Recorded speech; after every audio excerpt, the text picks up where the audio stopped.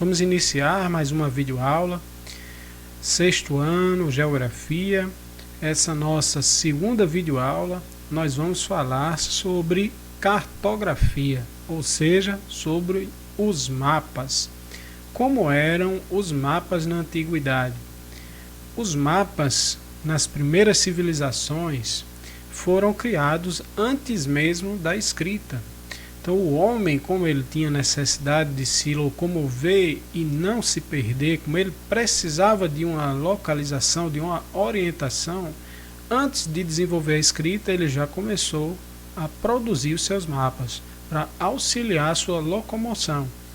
Então os primeiros povos a desenvolverem os mapas, nós podemos citar alguns: os gregos, os egípcios, os chineses, os babilônicos, os romanos. Todos tinham um sistema de cartografia diferenciado. Cada um tinha suas características próprias. Alguns usavam mais desenhos, outros mais símbolos e assim sucessivamente. Com o surgimento da escrita, esses mapas vão sendo mais aprimorados, vão contendo mais informações. Quais eram as finalidades desses mapas? Orientação, evidentemente. Também selecionar e apresentar as fronteiras. Lembram desse assunto, gente, que nós vimos na aula passada? A fronteira é determinada por relações de poder, de posse. Então os mapas precisavam mostrar essas relações de poder. Então também para impostos. Sempre, desde a antiguidade, os governantes, os reis, cobravam impostos do povo e o mapa auxiliava para que os cobradores soubessem onde iam ser cobrados esses impostos. Com o desenvolvimento da navegação, os mapas foram extremamente importantes. A administração, rotas comerciais, estratégias militares, os exércitos, as tropas sempre precisaram de mapas para traçar suas estratégias de combate. E assim os mapas vão sendo desenvolvidos com esses e vários outros objetivos. Vamos falar mais detalhadamente sobre a cartografia grega. Os gregos antigos foram a civilização mais avançada que o mundo antigo já viu. Foi na Grécia antiga onde se desenvolveu a filosofia, onde surgiu a geografia, a matemática foi desenvolvida, várias ciências surgem na Grécia. E a cartografia dos gregos antigos era extremamente avançada.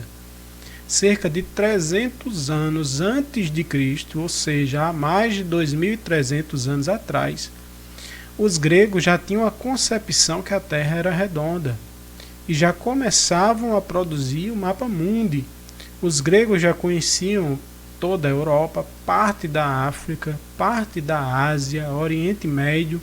Então os mapas gregos, como vocês podem observar nessa figura, eram gigantescos. Se você pensar que isso foi desenvolvido há mais de 2.300 anos atrás, você vê a grande capacidade que os gregos tinham. Os mapas gregos levavam em consideração a astronomia, porque era extremamente desenvolvido nessa civilização, os conhecimentos astronômicos, a matemática, latitudes e longitudes, que são pontos importantíssimos para a localização e orientação. Só para vocês terem uma ideia, o GPS, por mais moderno que seja, ainda utiliza latitudes e longitudes. E os gregos antigos já conheciam isso, já desenvolviam isso. Também tinha o sistema de coordenadas geográficas, já tinha o mapa mundi, como eu falei para vocês, apresentando a Europa inteira, a Índia, parte da África e parte da Ásia. Isso é uma coisa incrível para a época que eles desenvolveram esse tipo de mapa. E no período medieval? Período medieval, bem à frente, entre o ano de 500 e 1500, esse período, chamado como Idade Média, nós vamos ter um grande retrocesso.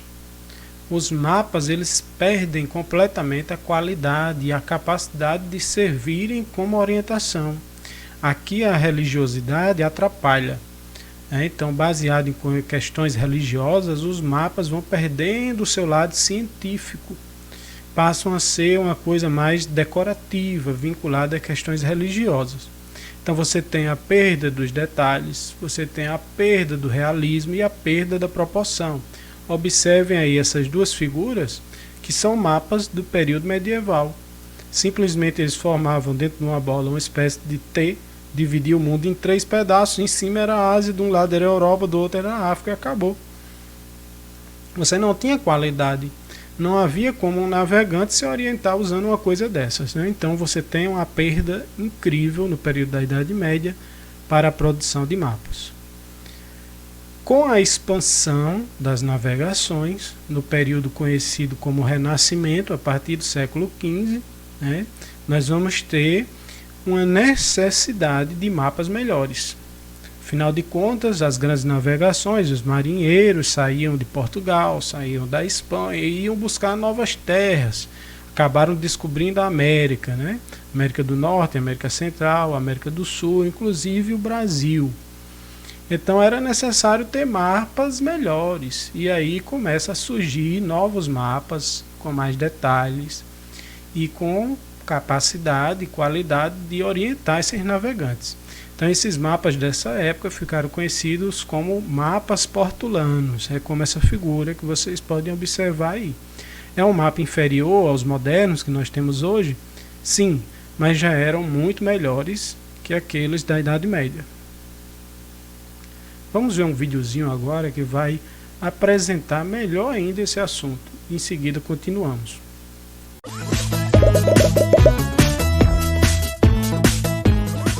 No fim de semana passado, fomos visitar meus tios que moram no campo. Que viagem linda! É mesmo, foi maravilhosa. Meu pai dirigiu o caminho todo. A sua mãe não dirigiu? Não, ela era copiloto. Ela tinha levado o mapa e ia dizendo ao meu pai por onde devíamos ir. Muito estranho. É que ele era diferente, não era como os que vimos na escola. Lembra que a professora nos contou alguma coisa sobre isso? Esta é uma imagem da Terra vista do espaço. Nossa, ela é muito bonita, toda rodeada de nuvens e muita água. Só nuvens e água? Não, também há partes de terra seca, que se chamam... Não se preocupe, Tiago, são os continentes. Se pudéssemos tirar as nuvens, a Terra seria mais ou menos como este globo terrestre. Mas nem todo mundo tem um globo terrestre em casa. Felizmente, os mapas foram inventados. Eles mostram a mesma coisa, só que desenhada num papel. Por exemplo, uma foto de todos os continentes do mundo é assim. Sobre a foto foram desenhadas as fronteiras de todos os países. O que são as fronteiras, professora? São linhas que dividem e que mostram onde acaba e onde começa cada país. Este é um mapa mundi. Neste mapa, o mundo todo está representado sobre o papel. As cores que vocês veem foram pintadas para poder diferenciar cada país. Este mapa que estou lhes mostrando se chama mapa político. Olhe, aqui tem uns mapas. Vamos ver? Vamos!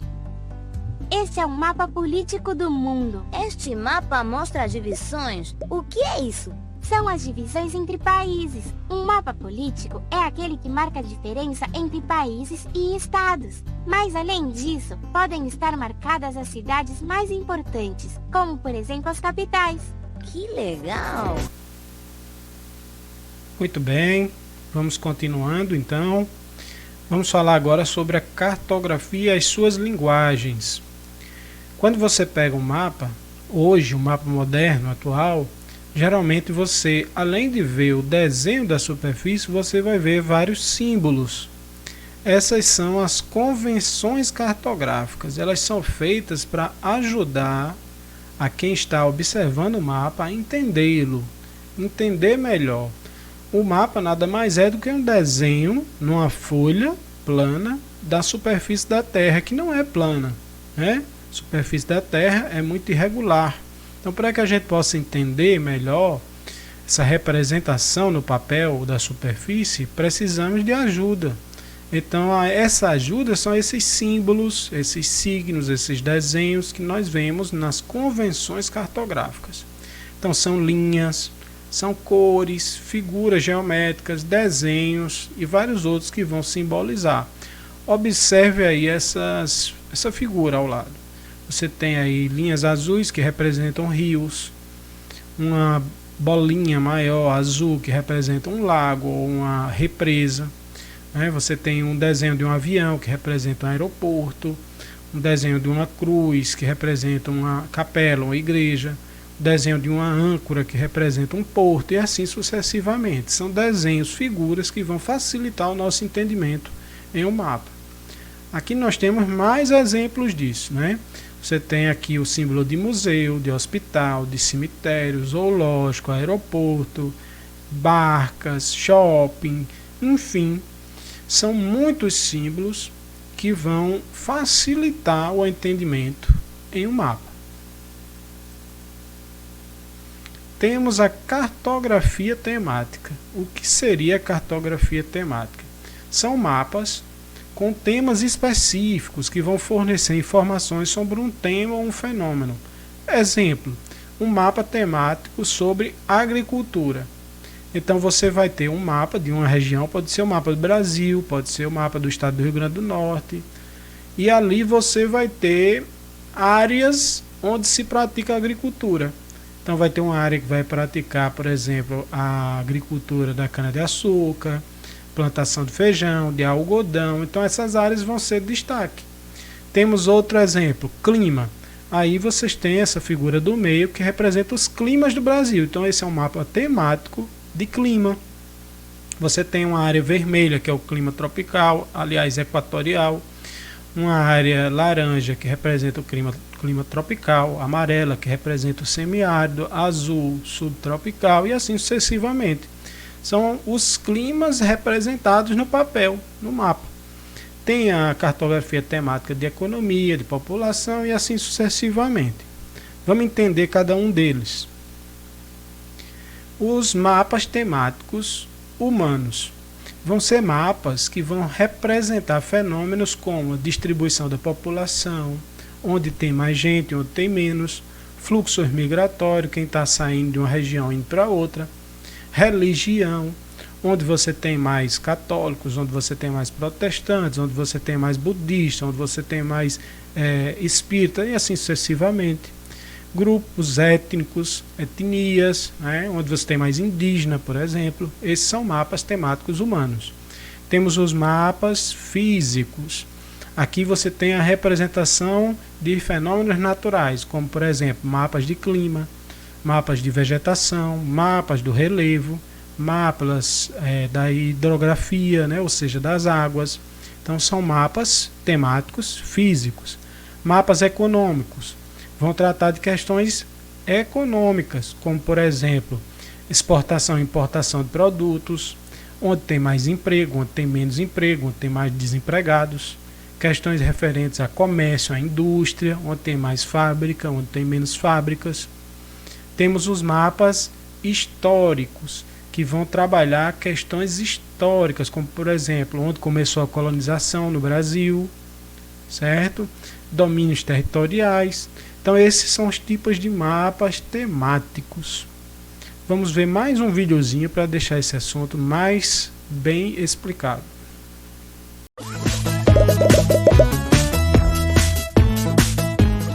E então para que servem? Para que servem o quê? Os mapas. Como que para que servem? Para muitas coisas, mas depende de que tipo de mapas nós estejamos falando. Os mapas físicos mostram onde há lagos, rios, mares, o relevo do lugar, como neste outro mapa.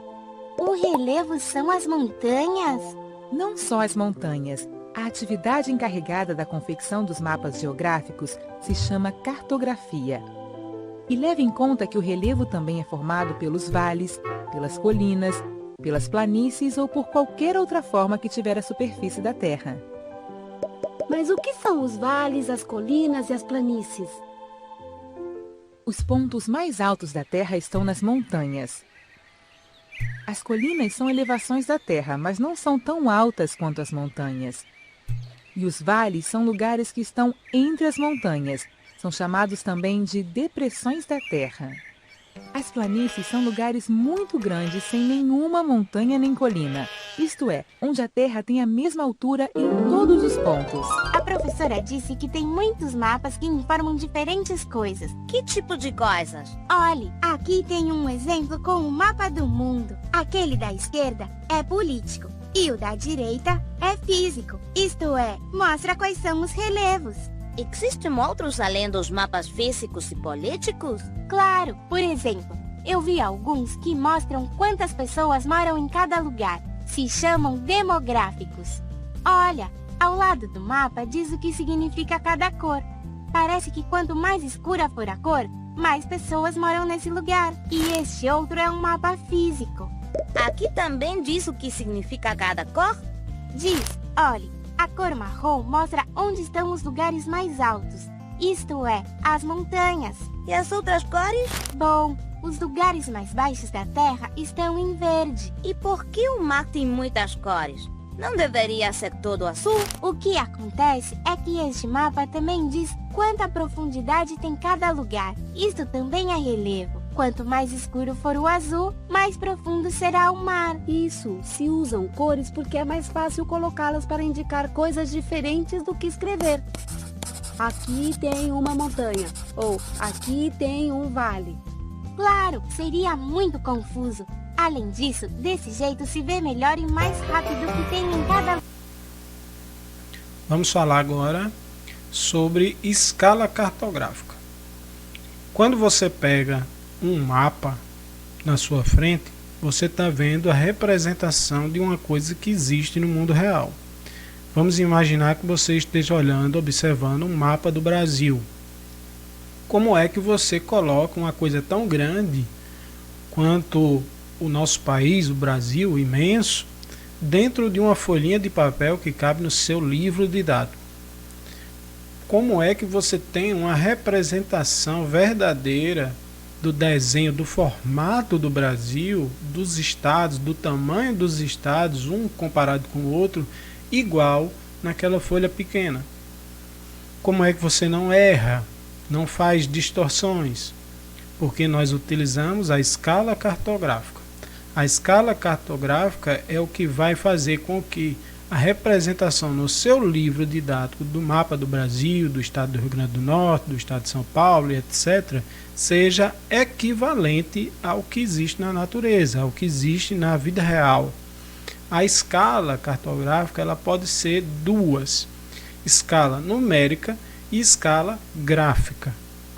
A escala numérica ela é representada da forma de fração. Exemplo, como nós podemos observar aí, 1/10.000 ou 10.000. Isso significa o quê? A cada 1 centímetro no seu mapa, no seu caderno, no seu livro didático, nós temos 10.000 centímetros no mundo real. Isso é um exemplo, certo? 1/10.000 ou 2.10.000 seria o mesmo que dizer a cada 1 centímetro no seu caderno equivale a 10.000 no mundo real. E nós temos outro tipo de escala, que é a escala gráfica. Nesse tipo de escala, nós vamos ter o seguinte: ela é representada por meio de uma reta graduada em segmentos iguais. Então você vai ter um desenhozinho de uma régua. Cada centímetro naquela régua vai representar uma medida no mundo real. Vamos ver aqui alguns exemplos. Primeiro, os dois tipos, né? Aqui no caso nós temos a numérica, a primeira. Nesse exemplo aqui nós temos 4 milhões. 1/4 milhões. Ou 1/4 milhões. Isso significa o quê? A cada 1 centímetro no seu desenho, no seu mapa, são 4 milhões no mundo real. Isso é a escala comparando o desenho, o mapa do seu livro, com o que existe no mundo real. Ou a escala gráfica, que vocês podem perceber, é uma réguazinha, né? Cada centímetro aí equivale a 40 quilômetros no mundo real. Então você poderia de repente medir com a sua régua de plástico e veria que no seu mapa cada centímetro equivalia a 40 quilômetros no mundo real. Aqui são exemplos. O seu mapa poderia ser diferente, ser outra medida, outra metragem. Mais alguns exemplos. Aqui nós temos a escala numérica, né? Temos 3 mapas do Brasil, o mapa A, B e C. Cada um vai equivaler a um tamanho diferente. O mapa A é o menorzinho. Nesse caso, cada centímetro desse mapa equivaleria a 170 milhões de centímetros no mundo real. O 2, que é o mapa B, a cada 1 centímetro nele equivaleria a 120 milhões de centímetros no mundo real. E o 3, que é o C, a cada 1 centímetro equivaleria a 60 milhões de centímetros no mundo real. Então isso aí são 3 exemplos de escala numérica, para que a gente possa entender que sempre que você vê no mapa do seu livro, do seu caderno, você está vendo ali uma representação do que existirá no mundo real, de acordo com a escala, para ser o mais próximo da realidade possível, o mais exato possível. Aqui nós temos um exemplo da região sul do Brasil, medido em uma escala gráfica. No caso, você iria pegar uma régua e iria medir, cada centímetro seria o equivalente a essa distância que você vê aí, né, entre esses espaços. Então agora nós vamos para a nossa segunda atividade. Vamos para a segunda atividade.